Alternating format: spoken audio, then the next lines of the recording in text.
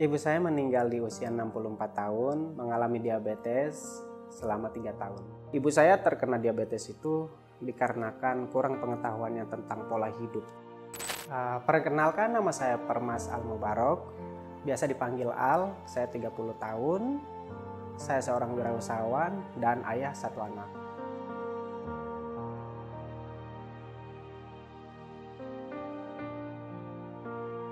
Ya, betul. Menurut medis, ibu saya meninggal karena komplikasi disebabkan oleh diabetes. Ibu saya meninggal di usia 64 tahun, mengalami diabetes selama 3 tahun.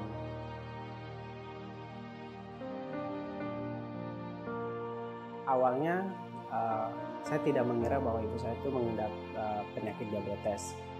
Pada tahun 2017, ibu saya kan sering menyapu di halaman setiap pagi. Pada suatu kesempatan ibu saya itu terkena kayu di kakinya saat sedang membersihkan halaman dan itu agak lama sembuhnya. Pada saat itu ibu saya mulai bertanya kepada anak-anaknya, terutama saya, kira-kira kenapa ya luka di usia saat ini sulit untuk sembuh gitu. Dan akhirnya saya punya inisiatif untuk cek ke dokter bahwa apakah penyakit ibu saya ini disebabkan oleh infeksi atau apa. Ternyata dokter setelah mengadakan pengecekan ternyata ibu saya mengalami diabetes atau kadar gula yang berlebih seperti itu.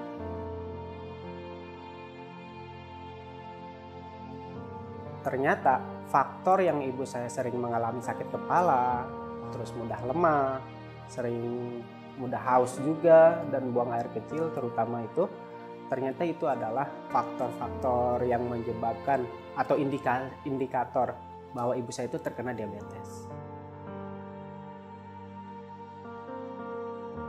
Menurut saya, ibu saya terkena diabetes itu dikarenakan kurang pengetahuannya tentang pola hidup terutama itu, dan kami pun sebagai support system yang ada di keluarga kurang menyadari akan hal itu sehingga kurang memberikan kontrol kesehatan kepada ibu saya seperti itu.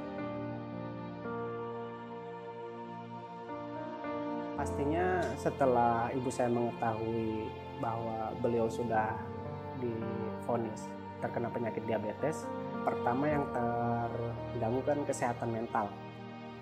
Karena ibu saya kan sudah mengetahui bahwa penyakit diabetes itu yang kita ketahui sangat sulit untuk pengobatannya seperti itu.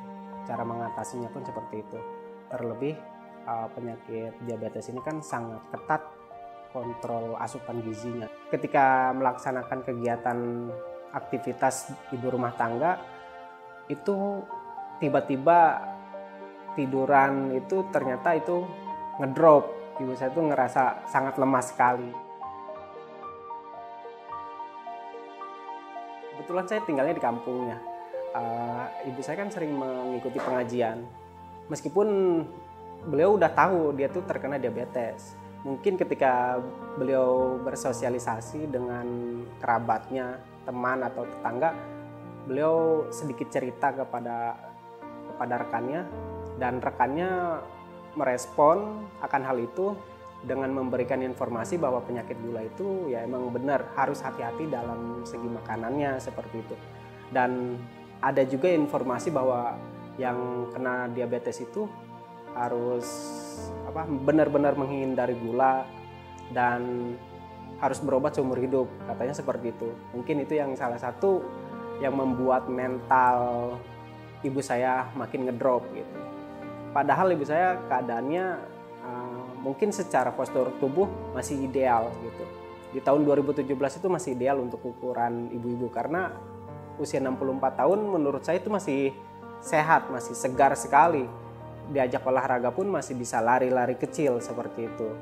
Dan ketika menerima informasi yang salah, ibu saya tuh malah makin banyak bertanya gitu. Makan ini akhirnya nanya juga. Ketika ingin diberikan makanan, ibu saya bertanya, ini ada gulanya apa enggak? Apa ini cocok atau enggak? Seperti itu. Dan ibu saya itu malah semakin khawatir. Nah, di jangka 2017 sampai 2018 itu masih stabil. Di 2018 sampai 2009 itu ya benar-benar diabetesnya itu sudah menjalar atau udah komplikasi, terutama ke bagian sistem pencernaan, itu yang sangat sulit sekali.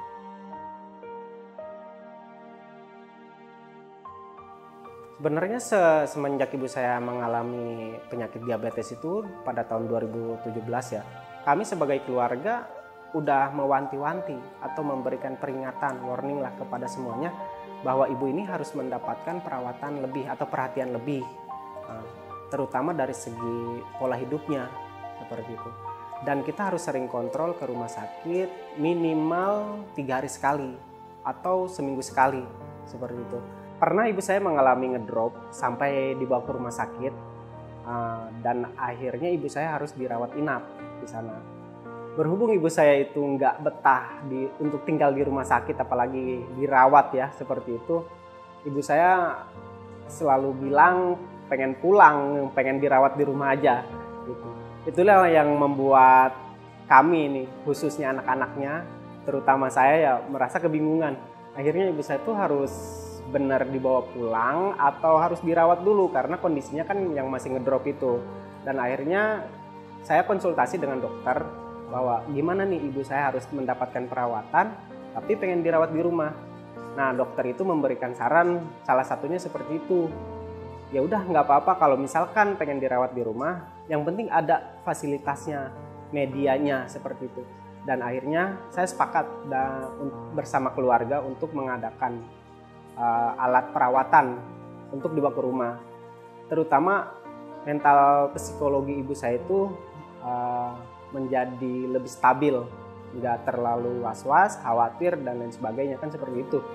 Nah, harapan kami kan yang penting ibu saya itu terawat dengan baik sebelum terjadi komplikasi.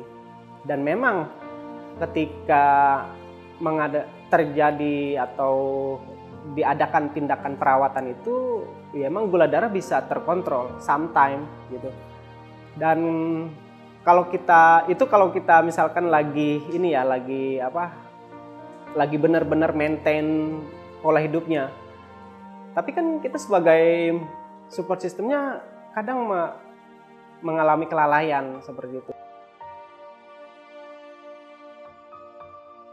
Pernah luka di kakinya itu berhubung udah nggak kekontrol ya, ada satu luka yang disembunyikan, ternyata itu sudah agak parah dan kita mengatasinya dengan obat luar dan itu bisa sembuh.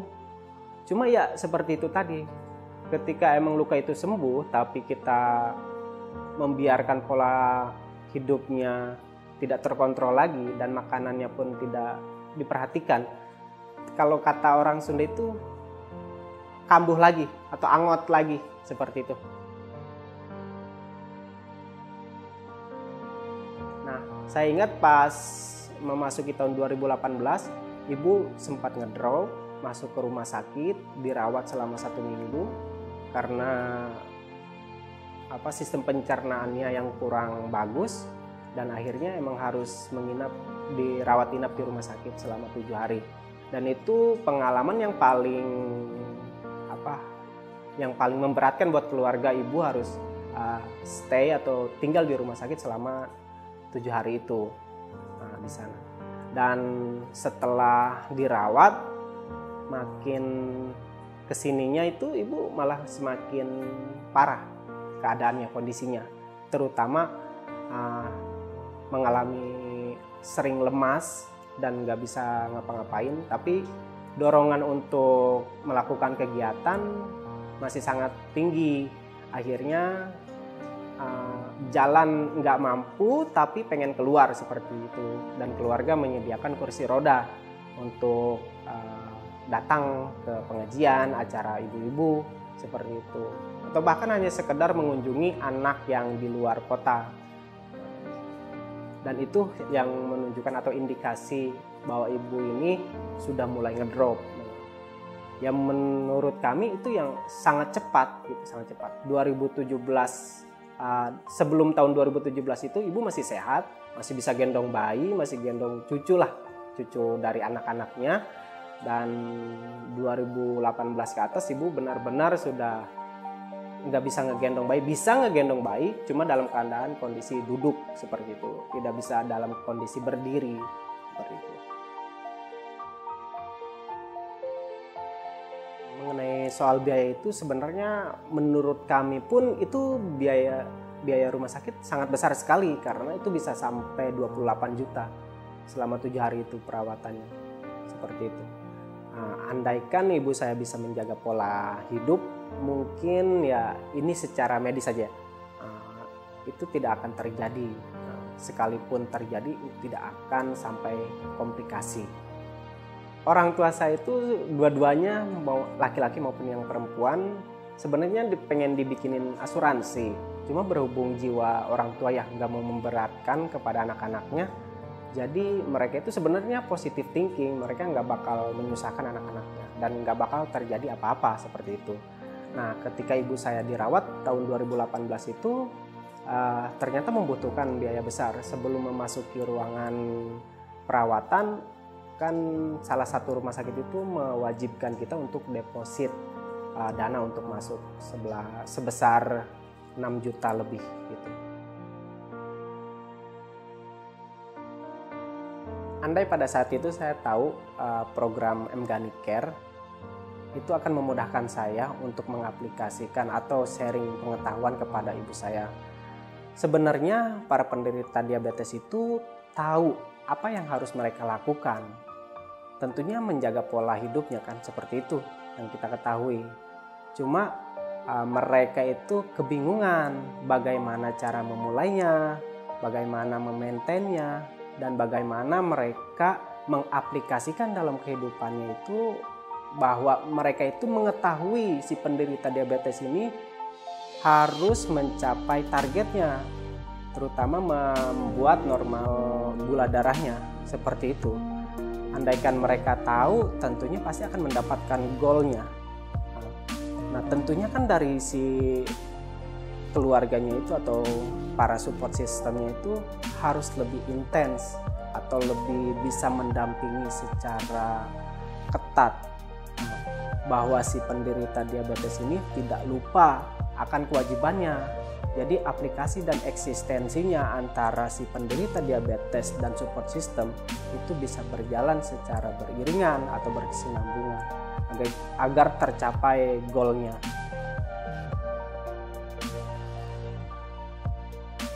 Ya, pasti saya akan merekomendasikan, karena seperti yang saya tahu, Emganic Multigrain bisa membantu mengatasi gejala-gejala diabetes.